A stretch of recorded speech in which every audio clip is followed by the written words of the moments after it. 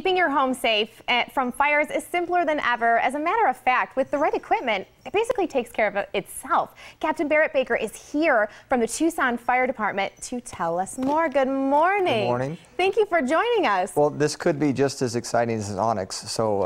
I know. It's not as cute. No, it doesn't bark, but it does definitely make a loud noise. Well, there we go. And what are we talking about here? So it's National Fire Prevention Week, and we're basically hoping that folks that have, not put their batteries in their smoke alarms, that have done the little things, because obviously these are a life-saving device, but they also can be somewhat of an annoyance, and that's the reality of it.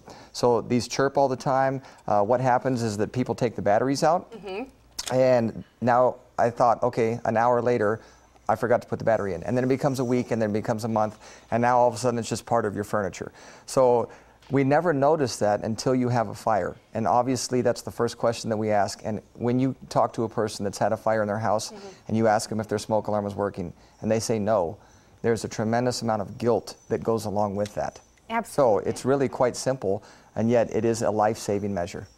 So tell us more about, this is the kind that I had in my house, and I have to say that I'm guilty. When it started chirping and my husband wasn't home to fix it right away, I just took the batteries out. Right. It is an annoyance, but there are different types of fire detectors or smoke detectors actually that we can have in our homes, for the visually or the hearing impaired. Can you tell us more about that? Well, and that's a good point. I mean, if there are so many different types, so if you go to any store, any hardware store, look at the information and basically find out the one that's best for you. Because even depending on the construction, some are hardwired into your homes today, some have a battery as a backup rather than the existing power source. But a few of the little tips that if you do have the smoke alarms, check them every month. And you can do that by pushing the little button, and that's going to give you the audible beep, and that way you know that it's working.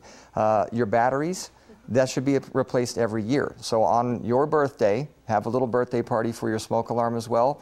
And then the smoke alarms go bad after 10 years. So you do need to replace the actual smoke alarm every 10 years. So every month check them, every year new battery, and every 10 years replace the whole thing. And again, this is boring.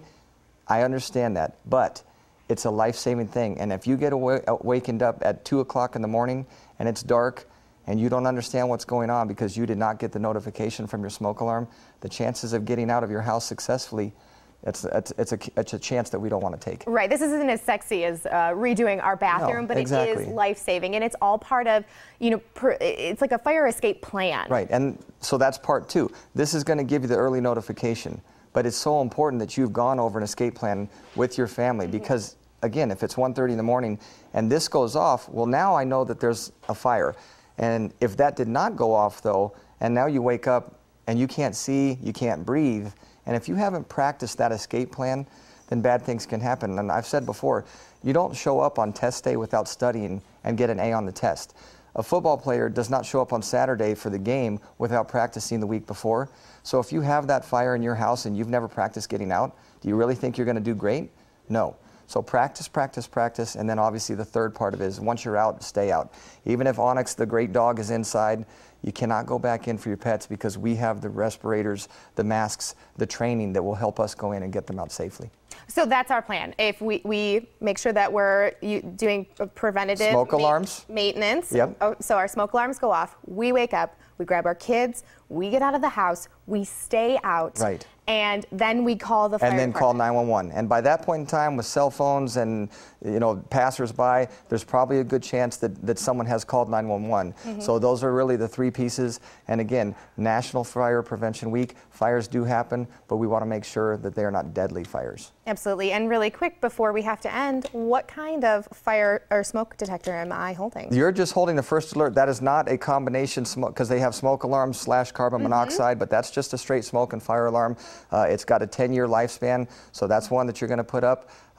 Use it for the 10 years, and hopefully we never have to use it, but the best case scenario is that it's up and it's working properly for you and your family. Well, Captain, thank you so much for joining me today and talking about this. It's very important to talk about. Like you said, it's that getting that escape plan together so everyone can be safe if anything was to happen. Exactly. Took the words right out of my mouth and did it great. Thank you so much. And for more information for fire safety tips, you can go to fire.tucsonaz.gov.